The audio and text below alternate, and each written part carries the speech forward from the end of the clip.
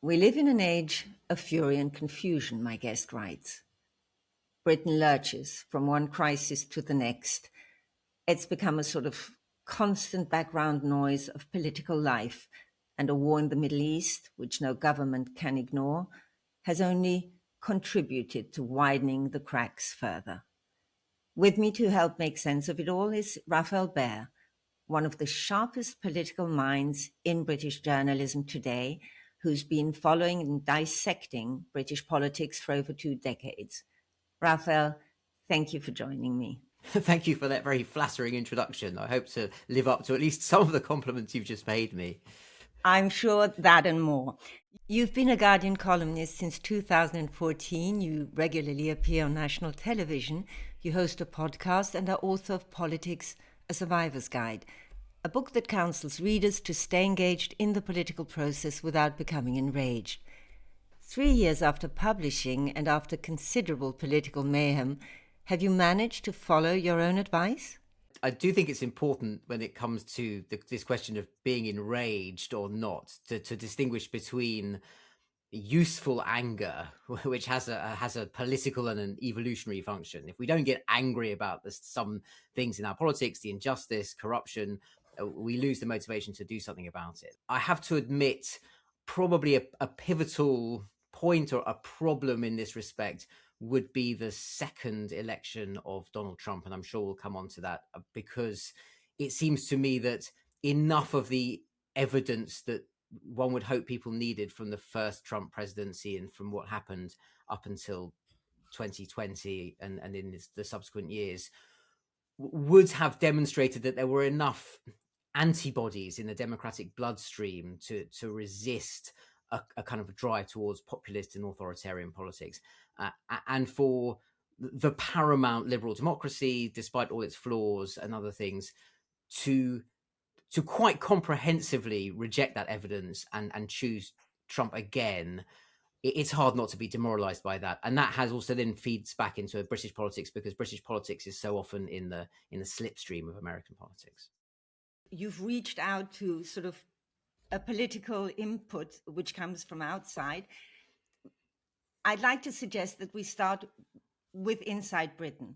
And in your book, you actually make a very compelling case for staying engaged. And for that engagement in the political process, the prime example seems to be the referendum on Brexit, which in a way seems to counteract your suggestion of engaging, because regardless which side you're on and what you voted for, basically the outcome has stayed unsatisfactory for both sides. And it seems like a wound that there hasn't been any healing yet. Leaving the European Union was sold to the British public.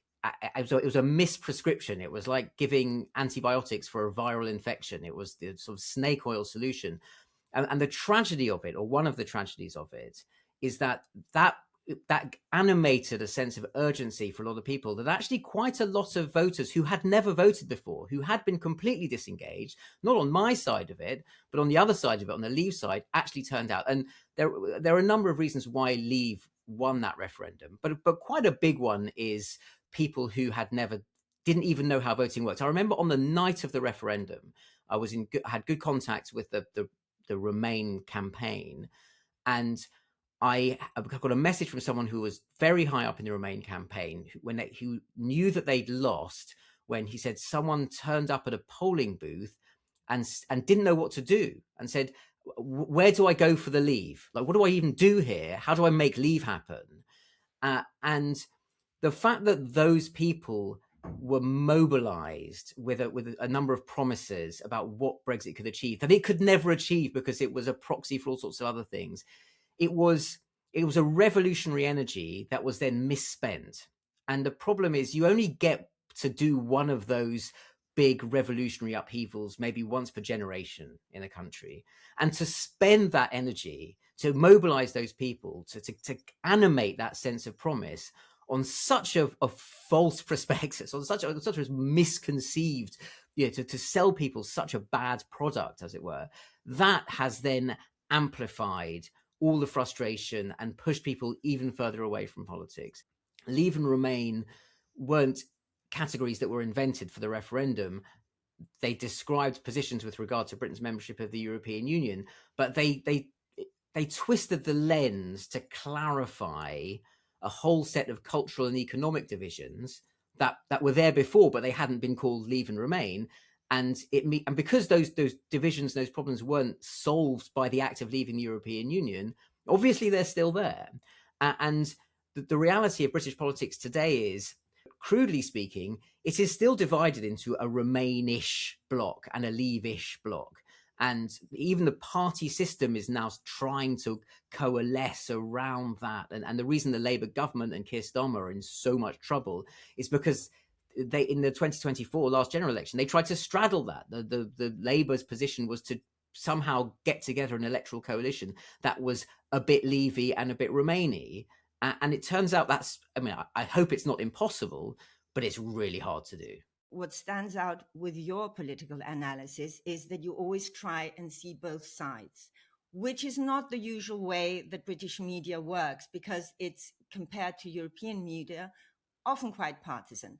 But the one thing that struck me in your reply was the fact that the referendum, the Brexit referendum, opened up or revealed currents that were already there. Because if you look back into, 1992, the Maastricht Treaty, the Euroscepticism was there already. You're absolutely right that Euroscepticism clearly predated 2016.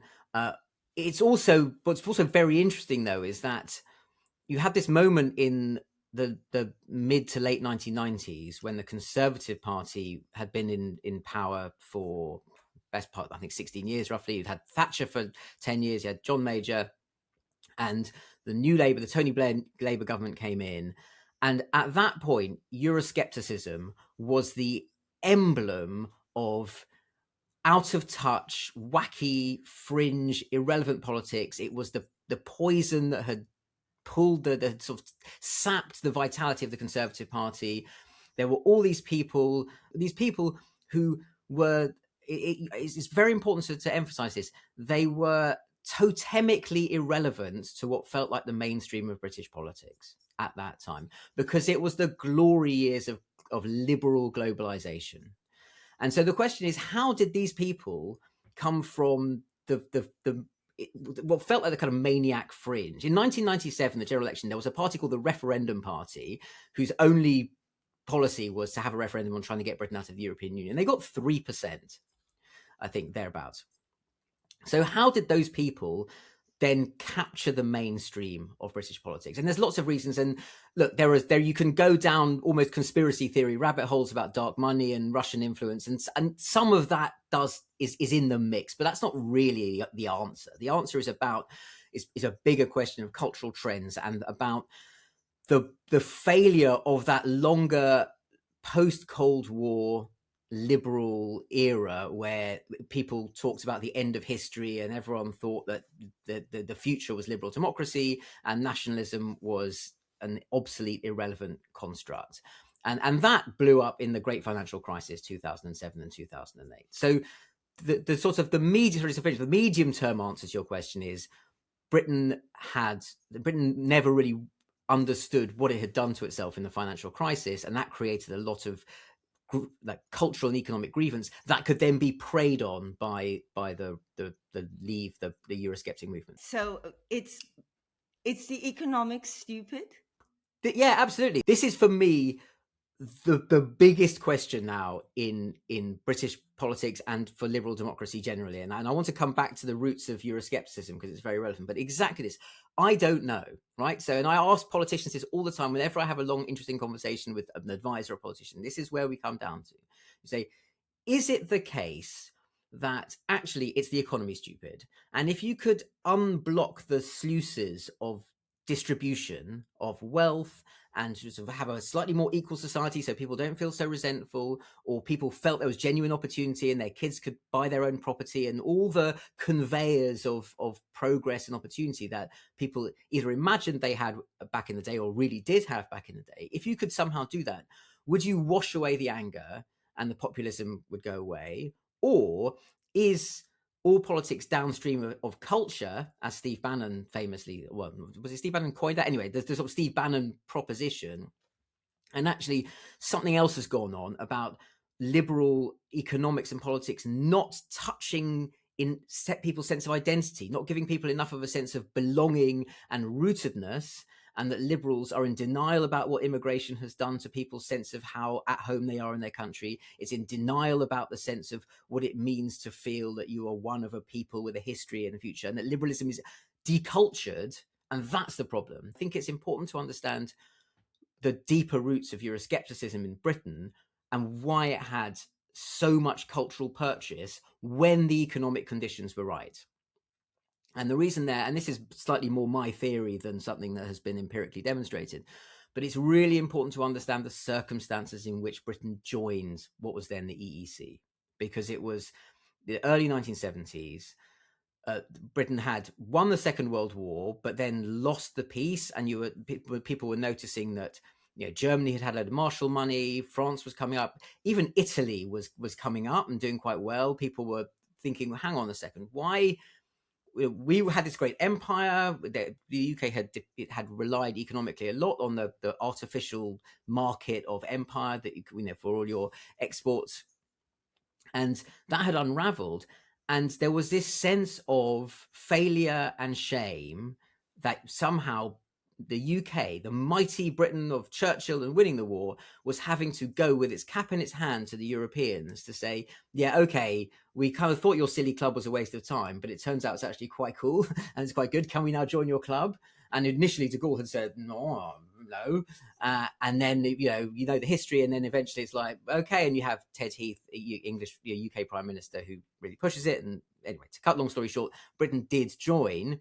And the Conservatives, Margaret Thatcher was all for it, and all the rest of it. I mean, but somewhere buried in that act was the repressed sense of shame that we'd even had to ask in the first place. That in the national identity of Britain and England in particular, an English national identity, there was this sense that it was embarrassing and humiliating that we had to go back to Europe.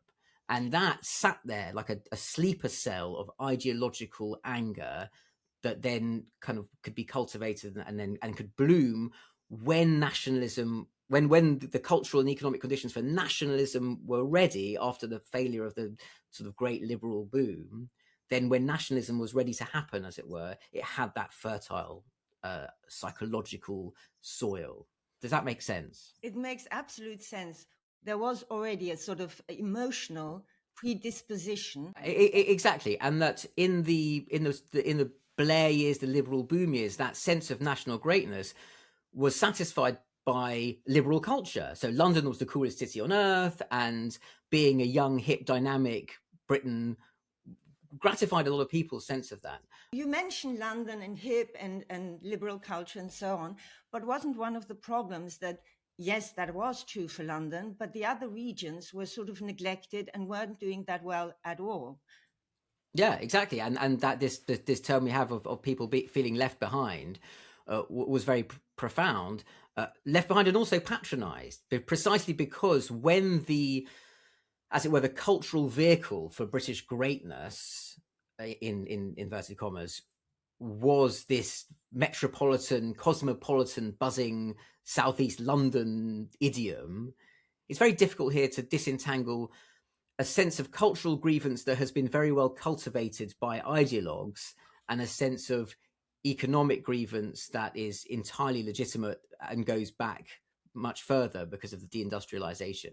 And this is where the Brexit phenomenon and the Trump phenomenon are they're not twins, but they are cousins. The people who felt that the cultural engines of what were driving the identity of their country thought they were a bunch of thick redneck racists who didn't understand the modern world. And they were given to feel that, and they felt it very strongly. So when someone came along and said, are you fed up with being dictated to by these metropolitan liberal people who don't understand your life and think you're basically a Neanderthal? And would you like to press this big red button that gives them a huge electric shock and makes them understand that you're here and that you matter? Obviously, they said, yes, please, I'll press that button, and I'll keep pressing that button. Populism is now growing in the UK. Reform has quite a lead at the moment. and Farage, who was the figurehead of Brexit. And if we focus on the actual economic promises that were given, even if you believed in the promises, you were disappointed. There's no serious doubt that Brexit was an economic mistake. And that it was also a geopolitical and strategic mistake because of the power amplification that Britain had as, you know, on the European Council as a member of the club. That's a second. But let's park the strategic issue, although I think that's actually in some respects the most important mistake of Brexit. But on the economics, you're absolutely right. That 6 to 8% of GDP, the mismatch between where we are now and where serious economists have mapped what they call a doppelganger economy, where we would have been if we just stayed.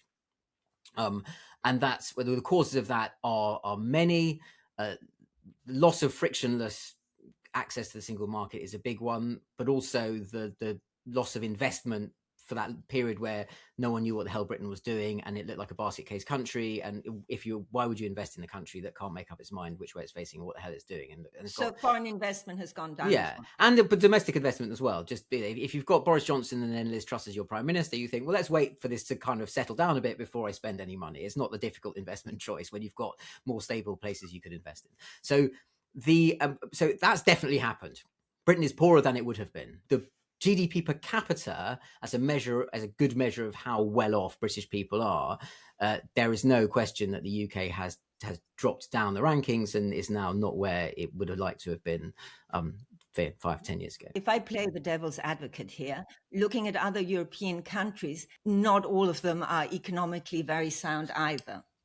No, and there is a wider European problem, which we could attribute to productivity, to this sort of an overly risk-averse investment model that has allowed other countries to develop new technologies. There are all sorts of things that you could point to and say, you know, and Europe, that's a separate issue about the way collectively the European economy has maybe been a bit complacent about the soft power of the single market compared to, say, China and the US. But the point is, whether Britain likes it or not, it is part of that economic orbit, and it is more powerful and influential within that economic orbit as a member of the single market than as a little country that's just cut itself off from the single market. And this is the crucial point, that the reason why the economics of Brexit was so faulty was because the fundamental argument, economic argument that the Leave campaign made, and people sincerely believed it. And I don't just mean people who voted for it to the extent that they followed the specifics of it, but the people who called for it, because so many of them hadn't bothered to really understand what the European project actually is, honestly thought that they would be able to vote to leave and they would be able to turn around to Brussels and say, okay, look, no hard feelings. We want to just carry on kind of like it was before. And the single market, that's great. Yeah, we love the single market, but we just don't all these rules. And yeah, obviously that's not how it works. And so the idea that you were naive in the way they were hoping it would develop. An ignorant, naive, arrogant, a combination of all of those things. Or they put the ideology of wanting to not feel dependent on the European model ahead of any understanding. I'll tell you a little anecdote, a story, just to illustrate this. I had in February 2016.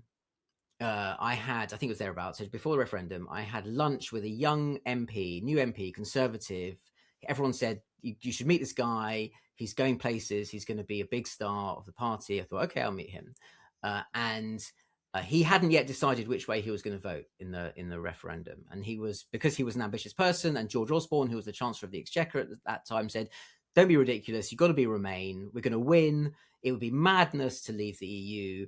You'll look like an idiot. Don't. And this person said to me, well, but actually, and started talking to me about the single market and the EU and how Britain could trade outside and all the great trade deals you get with America and India and China, and gave me all the Leave arguments. And I thought, people have been telling me that you're a really clever, smart person, and yet the way you're describing the single market and the European project shows just the amount of information you'd need to get to sort of pass the selection panel for a safe Conservative seat in a Conservative party meeting. You haven't really understood this at all. You don't really know what the single market is, do you? And I was shocked by how ignorant this person was about what the single market really meant for the UK economy. Right, that person was Rishi Sunak, and he became prime minister. Right, and I think he did learn the hard way. I think he has subsequently come around and thought, yeah, actually, with hindsight, maybe the single market was quite important. But that's the level of ignorance of what the European Union actually was. This insider anecdote. Do you know what I mean? But so that's what we're up against. that's what the Remain campaign was up against, and so it's not surprising that they lost. But from a perspective from the outside, again from Europe, we get a little bit the feeling that the atmosphere is changing. We see a lot of photo opportunities with Keir Starmer and Macron and Merz. We've heard Rachel Reeves sort of floating ideas of a kind of rapprochement. But on the other hand, and this goes back to what we talked about earlier, that reform is ahead. On the other hand, Europe's a little bit suspicious and wants a sort of clause, because in the back of their minds, there is, what if there's a new government who doesn't think like that? And then again, we have to redo all negotiations. I think now a pretty clear majority, sometimes maybe up to 60% or more, people would say that they thought Brexit was a mistake. I think you can get pretty good numbers for should Britain rejoin the European Union. And so on a sort of superficial level, it looks like Britain has swung back to being in favour of Europe and recognising that Brexit was a mistake. It's actually more complicated than that, because, first of all, in the same way that people didn't really understand what was involved in leaving the European Union, I don't think they really understand what would be involved in rejoining the European Union either. It's not straightforward. You don't get the opt-outs. You don't get any, I mean, it's not easy. The bargaining position is not the strongest one. It's not as so hard. Is what you mean. For all sorts of reasons. Second of all, I think there is a big difference between saying we recognise that Brexit was a mistake and let's all go back to politics as it felt in between 2016 and 2020, where this was the only thing people argued about. Families were divided about it. Children were arguing with their parents. It was horrible. It was hell. Yes, Rachel Reeves and Keir Starmer, they've tiptoed towards a slightly more, actually the single market is kind of important, and, maybe, but they won the 2024 general election with very clear, what they call the red lines, which is no single market membership, no customs union, nothing that even smells like free movement of labour. And you and I know that if you're actually trying to negotiate some kind of genuinely interesting association agreement, Swiss-style agreement, EFTA, whatever you want to call it, but something that is a strategic reattachment of the UK to the European project more widely, you can't do it from behind those red lines. You just can't. And that's what people in Brussels say. They say, we love the new rhetoric, but you've been in power for 2 years. You're not winning the argument with your domestic population, and you're cocking everything else up so badly that Nigel Farage might be the next prime minister. And so why should we give you something? Why should we do you a favour and create some bespoke model that no other third country gets, when the beneficiary of that might be Nigel Farage, or he'll just come in and do a Trump-style manoeuvre saying, well, I don't respect this agreement at all, and I don't care. Well, I think that's what the European countries are worried about, mainly. And they're right to be worried about it. It's entirely justified worry. I don't think the question of should we rejoin the EU is actually on the agenda really at all politically. What might be on the agenda is dissolving the rhetoric of red lines and saying everything has to be configured exclusively if it's in Britain's interests, as opposed to saying we need to recognise, because of Donald Trump, because of all these other things that are going on, the strategic imperative of Britain as part of a European project, and the geopolitics of, look, there's the USA, there's China, there's Europe, and India is another conversation. But ultimately, where are the UK's interest in this? What is the UK's macro strategic direction for the next generation? It's Europe. Obviously, it's Europe. What that would look like in terms of domestic politics doesn't have to be, and therefore we rejoin the single market, and therefore we have freedom of movement. It has to be winning an argument about what it means to be Britain in the 21st century. And that's where Keir Starmer and Rachel Reeves haven't done the work. They're not good at making and winning big arguments. That's not how they won in 2024, and it's not what they're doing now. the fact that reform, with their very, very clear narrative, are ahead, sort of begs the question, why do not the established parties, the liberal center, have a narrative that the people understand and really hear? Why is that lacking? And is that maybe one of the reasons that reform has become so strong? Because they really have the ear to the ground. If I knew the answer to that question, I would be writing it up as a manifesto and selling it to every liberal centre party in Europe and the Democrats in the US.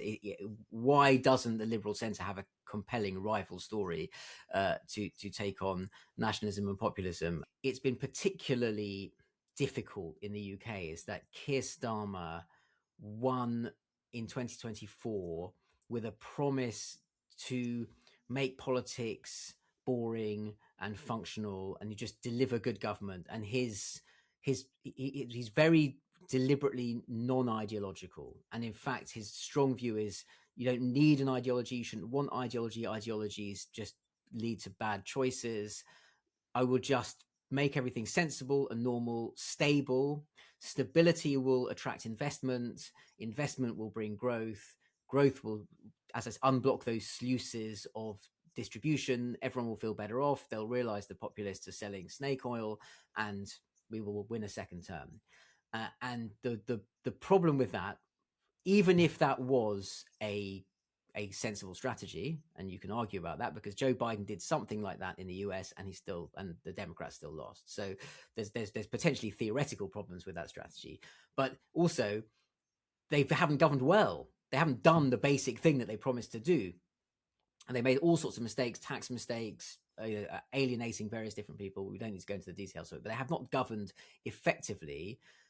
They've been hit by other crises, and what has happened is Keir Starmer, having campaigned on a promise that had the word change as the more or less the only word, the only slogan of the entire election campaign, has, instead of delivering change, has become the lightning rod for 20 years of incumbency. And this is extraordinary. When you think, as you say, Nigel Farage was Mr. Brexit. Brexit failed. It's so easy from a rational point of view to say, this is the person we've tested this man's political judgment really once in one very big way. We followed his advice to the letter. We did exactly what he said we should do, and it's been an absolute calamity. Why would we listen to him a second time? And it's how the Labour Party and others are failing to prosecute that argument is extraordinary. But the answer is, there are two things. The answer is because the Conservative Party doesn't want to have that argument, and it's the Conservatives that are really in a sort of existential wrestling match for the centre right and right wing voters in UK politics. They don't have that argument with Nigel Farage. It's because ideologically, the 20 to 30% of people who are available to a very radical nationalist politics will, and the history shows this time and time again, will always accept the argument that says it wasn't a bad idea, it's that the good idea was betrayed by bad politicians. That's what I was just going to remark, because actually Nigel Farage addresses exactly what you've been talking about. I think back already in 23, when he said Brexit was great, I stand by it, but the people in government who were supposed to implement it, they were really bad, and that's why it didn't work. Yeah, and what's fascinating about this is an argument that always used to be salient on the far left of politics. This is the argument that you would have with people who in 1989 thought the wrong Germany prevailed. Do you know what I mean? And they would say that social on either side. I mean, often one thinks of populism just on the right spectrum. But it can be on the left spectrum just as much. It's not so much the ideology, it's the way of simplifying a message, isn't it? Absolutely. But what's interesting is that the old sort of dinosaur Marxist argument, for want of a better term, and maybe that's, if there are Marxists listening to this, I'm not tarring you all with that brush, but the phenomenon people said, the problem wasn't communism, the problem was that the Soviet Union implemented it wrong or whatever.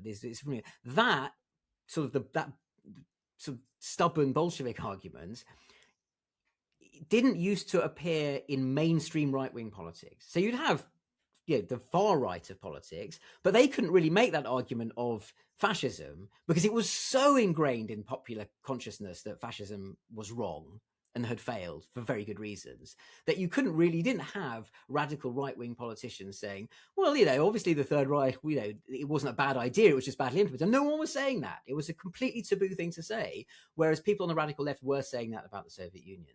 And now what you have is that intellectual apparatus of saying extreme right-wing ideas or radical, even ultra-nationalist, even ethno-nationalist ideas, they're not necessarily the bad ideas. It's just that we haven't had the political courage to implement them. And that's new, I think. Well, not new, obviously, it's depressingly old, but it's in our generation that to me feels like a real shift in the last 10 years. But I have to say, it's not something that is only particular to Britain. I mean, that goes far beyond the borders of Britain. You've said in the US, but also in Europe. I mean, we have the AfD in Germany, we have FPÖ in Austria, we have Le Pen and Rassemblement National in France. So this is not something which is specific to Britain. Let's say 30% may be voting for reform. These are not all radical right-wingers. Yeah, it's interesting. And how do you disaggregate the people who are, for want of a better word, actual fascists? What they want is an authoritarian nationalist regime that has a conception of British or French or Italian or German identity that is white and Christian. Those are the people for whom they want government to deliver, and they think other people are alien in some ways. I don't think they are 30%. You're absolutely right. That is not 30% of people. So there is another group of people who are more in the category of feeling so demoralized and frustrated by the whole system, and as I say, by the long incumbency, where I think that the key date is still that 2007-2008 financial crisis, that sense that the system has just stopped working, the conveyors of opportunity. Again, it's not just the economy stupid, it's the conveyors of opportunity, but also the sense of cultural validation, of belonging, that's broken down. And we've tried enough subsequent changes of government that now they're thinking maybe burn everything down. So they are amenable to the idea of the solution here is to start with a smoldering crater and then build from that. And you then get this vicious cycle. And this is in response to the question about why the liberal centre can't kind of push back against that. Because when liberal democratic politicians encounter that, and when they see Donald Trump as president in the United States, their natural instinct in response is to circle the wagons and defend the post-war liberal democratic order. So they are immediately pushed back into this defensive stance that says, wait, we have to salvage what's good about this. And do you not remember why we had generations of peace and prosperity and how precious these institutions and laws are? And then by articulating the politics in those terms, they perform the role of the ancien régime. That is exactly the thing that the radical revolutionaries say, yes, well, and that's why we want to cut your heads off, because you are the ancien régime.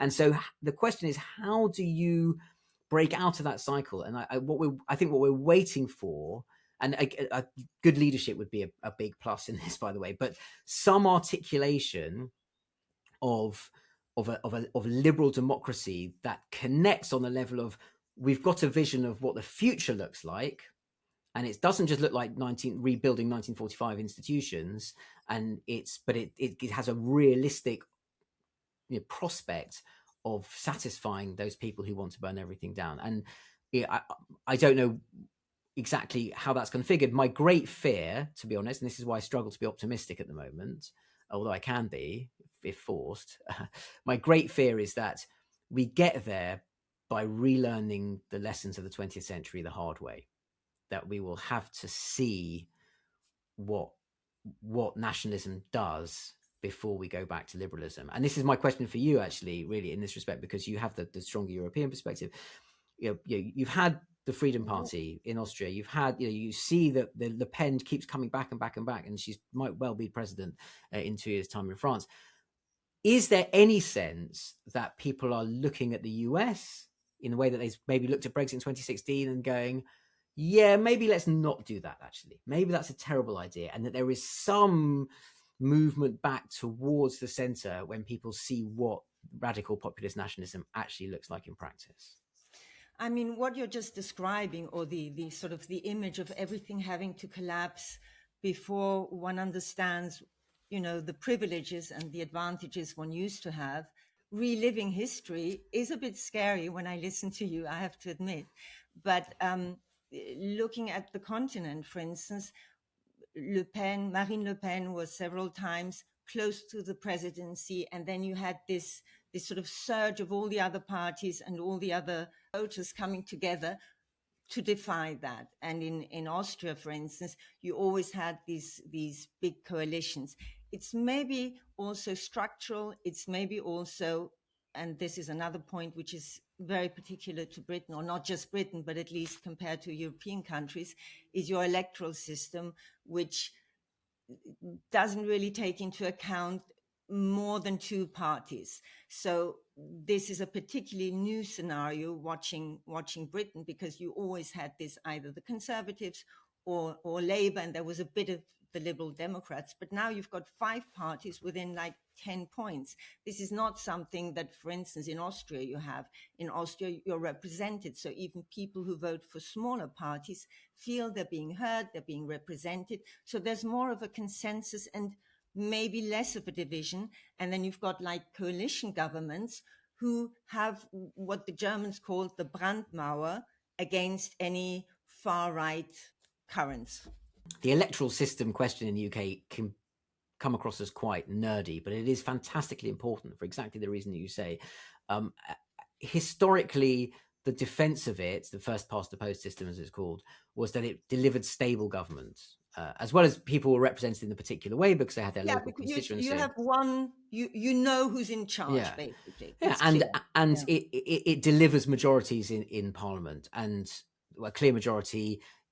Under the UK's weird constitutional arrangements, you have a quasi-imperial executive if the Prime Minister commands a majority in the House of Commons. I mean, you have MPs can rebel and limit the Prime Minister's power, but it's extraordinary compared to most other parliamentary democracies how much power a Prime Minister can have with a majority in the Commons. It always worked on the assumption, it was a sort of self-fulfilling prophecy. So if, because you always end up with either Labour or Conservatives, you then get to a general election where people might be interested in other parties, they might have supported other parties mid-term. In the general election, they get funneled back through the two main channels because it's a wasted vote to vote for someone else. And that self-fulfilling prophecy is now unravelled because people don't care anymore. And as soon as you then get the Reform Party at 30%, Greens now pushing 20%, the first past the post system, it can become almost a random number generator. The parliaments that you could get are wild. It is so hard to predict. One of the great paradoxes of Brexit is that, and it's masked by our weird electoral system, is that British politics has become much more European since 2016. You've got a nationalist, far right party essentially in Reform, although they would dispute whether they're far right because there's people even further to the right of them. But I think lots of their policies and rhetoric is what 10 years ago we would have called far right. You've got a centre right party that's absolutely running around like a headless chicken, can't decide whether it's liberal, centrist, pro-business or nationalist trying to compete with the far right. You've got the old social democratic left, which became the establishment and has pushed away young voters, idealist voters who are now voting Green, and then some radical, post-Marxist radical left, right? It all spread around. And that's a very European way of doing your politics, right? That's a European party system, but we haven't understood that. Electoral system. That's the European electoral system, but without the European electoral system, exactly. So, and without the culture of doing coalitions, we can't compute the fact that we've got European politics with a non-European electoral system. But are you confident enough, because you're predicting the way such a campaign would work, are you confident enough to predict the outcome of the elections at this point? Not at all. No, I mean, anything can happen. So it's still open. It's wide open. I think what are the variables? Okay, so first of all, I think it's possible actually Nigel Farage is now at his peak. I now say this, obviously it's one of those things where I have a lot of motivated reasoning to want that to be true. I'm also a natural pessimist, so I have a lot of motivation in the pessimistic side to dread and therefore believe the worst will happen, which he'll become Prime Minister. Never underestimate him. But to me, he's starting to look a little bit stale, past his peak. His his personal ratings are actually quite bad.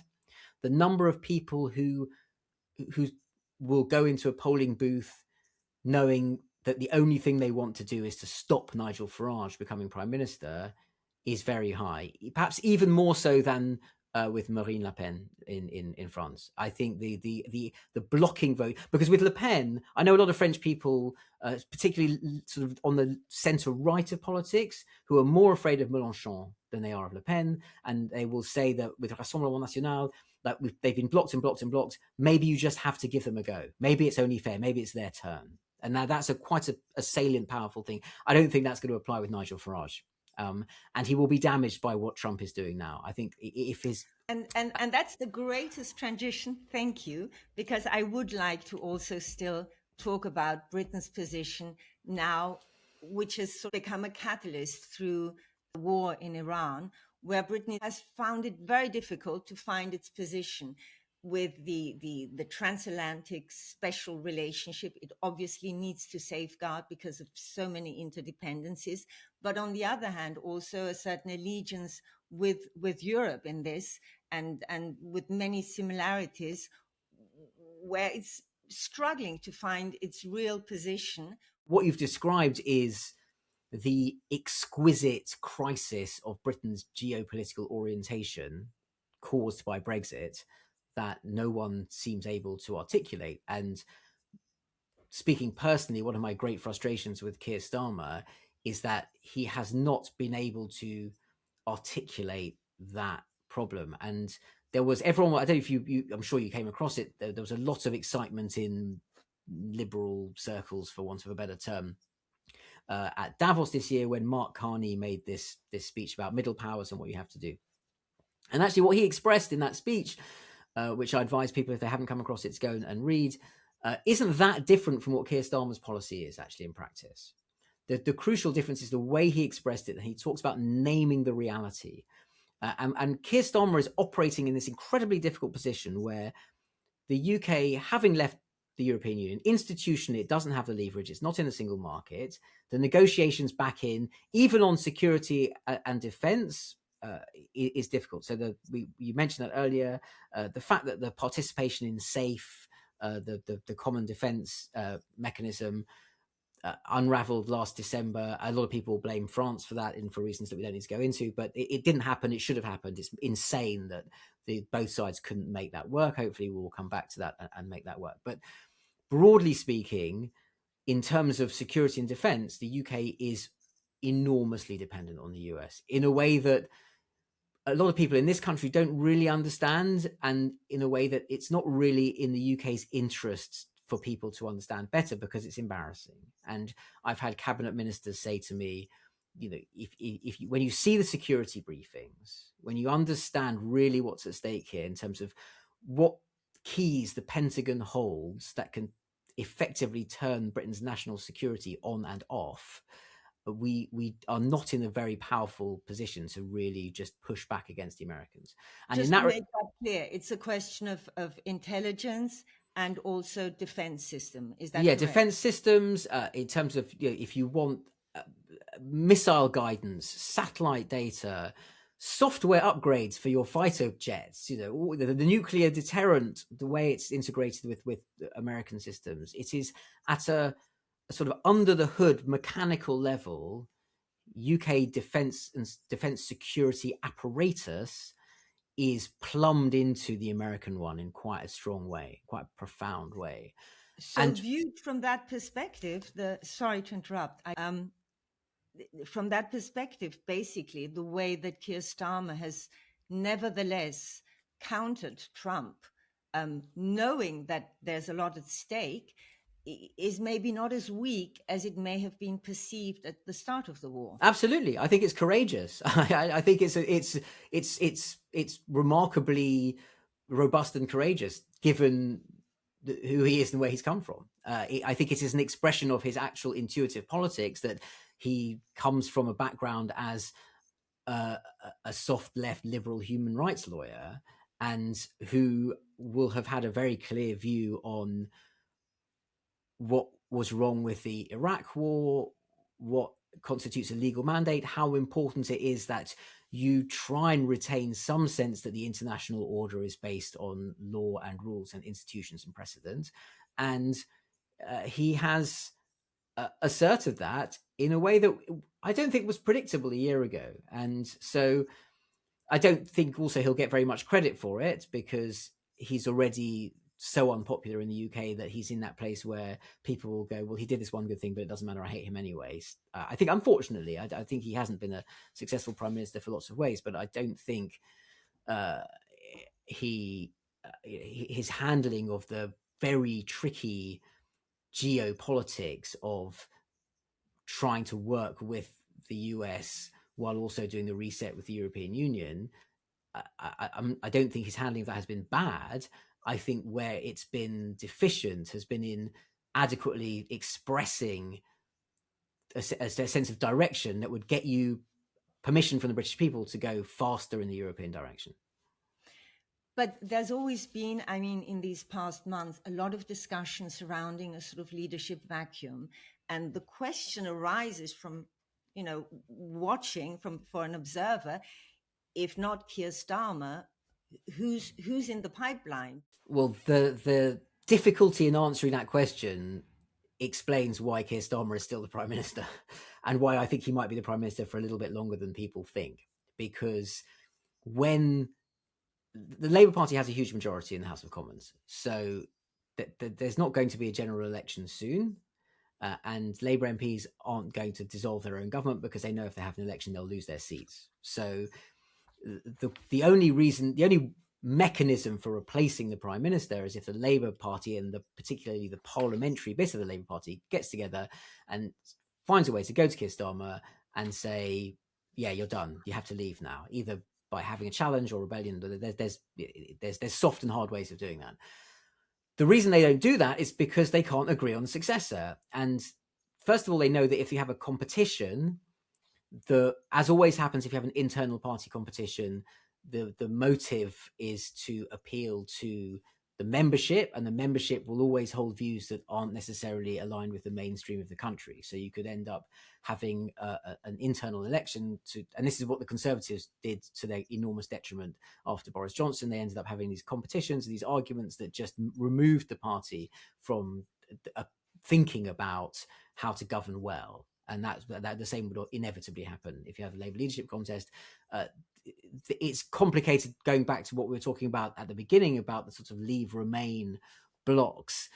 The Labour Party now has a challenge in terms of its electoral strategy as to whether it just gives up trying to reach across that divide and persuade people who might be flirting with reform, and just accept that the only way they can win now is to really galvanise and mobilise a liberal, left-leaning, progressive bloc, and which means winning back voters from the Greens.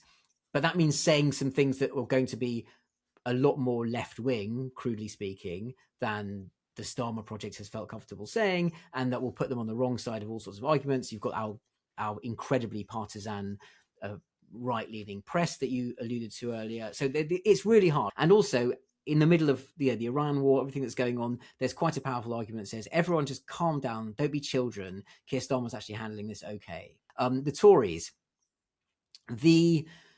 they have an existential problem as well, in that the Farageism has captured the whole spirit of Brexit and the Leave movement that was the most dynamic engine of right-wing support in the UK. And Boris Johnson owned that for a little bit, but now Farage owns it. And so the question for the Conservative Party is, do they try and wrestle that back from reform? Or do they try and rediscover an identity for themselves as a sensible, fiscally conservative, mainstream, pro-business, centre-right, pro-aspiration party, the old Conservative Party? And it's not actually that straightforward. Trying to out-reform reform will fail, because Farage will always be better at being Nigel Farage than anyone else. But also, no centre-right party in Europe is really nailing this, right? It's not. It's possible that ideologically we're in an age where the liberal centre-right is actually only a 20% proposition anyway. meanwhile they've shed a lot of votes to the Liberal Democrats. And this is, again, circling back to your question about what happens at the next general election. Don't ignore the Liberal Democrats, because although the Greens are doing very well in nationwide polls, their vote is very spread around, and they are vulnerable because a lot of their policies haven't been thought through, and it's a bit of a bubble, the Green thing, potentially. Whereas the Lib Dems are very dug in. They're very good when they win seats at holding their seats. And if you have a situation where people go into a general election saying the one thing I know more than anything else is I don't want Nigel Farage to be Prime Minister, and you have an incumbent Liberal Democrat in your constituency, it's really easy to know what to do. You just vote Lib Dem, which means that the Lib Dems could hold their 75 or so seats. And in a situation where Labour lose 100 seats, but enough people think, oh God, I'm going to have to vote Labour because I don't want Farage, you could easily have a situation where the combined Labour and Liberal Democrat vote gives you a coalition or some kind of arrangement where you have a Labour government supported by the Lib Dems. I wouldn't underprice that outcome in the general election. If Reform and the Conservatives are in this awkward tussle, which one is actually the main party of the right, they can divide that vote in ways that then lets an incumbent Labour MP hold their seat, or lets the Lib Dem hold their seat. So at the moment, the Conservatives are too weak to win, and just strong enough to maybe make it harder for Farage to come through. Is this a point of view as the Guardian columnist, or do you honestly see Labour together with Lib Dem, for instance, having the stronger position than any Conservative coalition?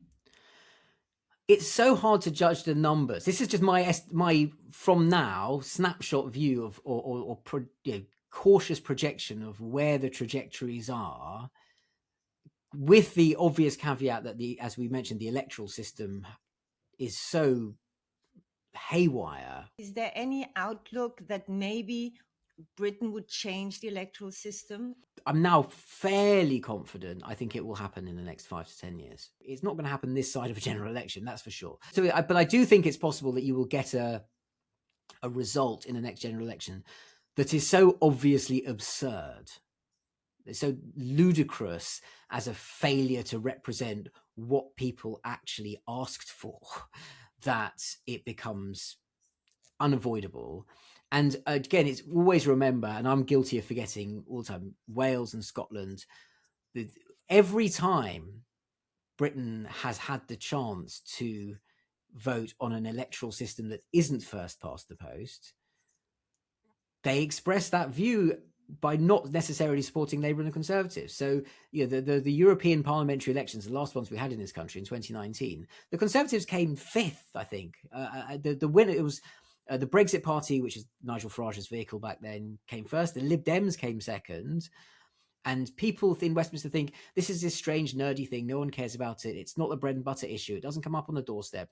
But people who are engaged with politics understand how messed up our electoral system is, and they do want change.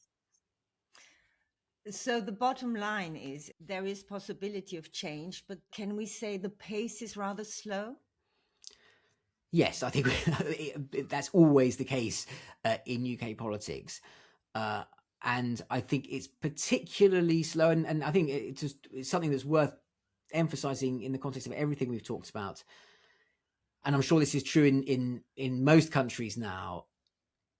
Everyone is stunned by the spectacle of Donald Trump's second presidency, and trying to understand, just waiting for the midterms. Will the democratic safeguards of the constitutional republic work? What is going to happen? And I think we're almost paralyzed trying to understand what the rehabilitation of liberal democracy in Europe might involve, when we have never really coped. Neither of us, no one alive today has had to contend with a world where you have a vast, paramount superpower that was historically the beacon of constitutional liberal democracy that is behaving like a rogue state. This is not something that we can compute. And so how we then manage our own dilemmas about the future of democracy institutions, especially when when you're in the case of the UK, you've got complex trade ties, you've cut yourself off from the European project, all these things. It's like a small object floating in space trying to navigate when you have these gravitational fields that are so powerful and you don't know how to maneuver around them. It's very, very difficult. However one stands to Trump, I think it's safe to say that the repercussions of anything he does are felt worldwide. And there's been a lot of talk of a change in the global world order. Is that new world order, is that something that in Britain has a resonance, the way it sees itself, where it stands and what it actually can and cannot do? I tend to be very down on UK politics, thinking it's incredibly parochial and introspective and doesn't really have a clear concept of Britain's place in the world.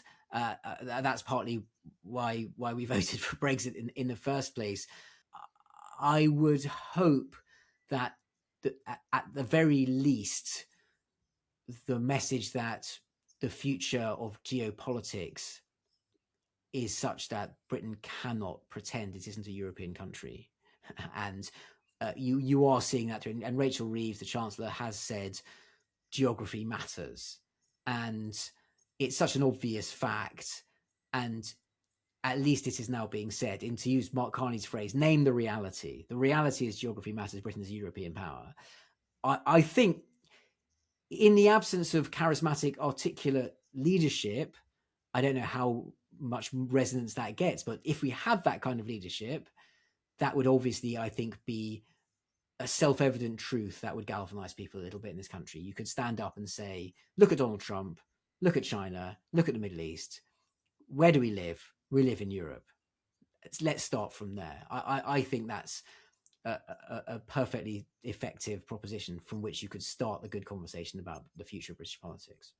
So you've just handed us the narrative of the liberal central here. I hope so. Except, I mean, with the caveat that that gets harder for liberal centrists to make if Marine Le Pen is the president of France. At this very moment, that's where I would like to see British politics start to have a serious conversation. Rafael, thank you. We've covered a lot of ground. We've obviously not been able to discuss everything. We haven't had a real discussion on migration and in what point that is still relevant in the way that Britain reacts to propositions from the right. But all in all, your personal point of view, and I'm going back to the beginning when we discussed your book, where despite all the problems and crises, you have a hopeful attitude. Can we say that you have still remained hopeful with regards to the future of British politics? I'm always hopeful. I don't surrender hope. Not sure that's the same as being optimistic. I'll put it this way. Yeah, I'll put it this way. I have been often relieved to discover that certain cultural and institutional guardrails work better than the pessimists would have predicted. And that is, I think, we're actually seeing that in the US now.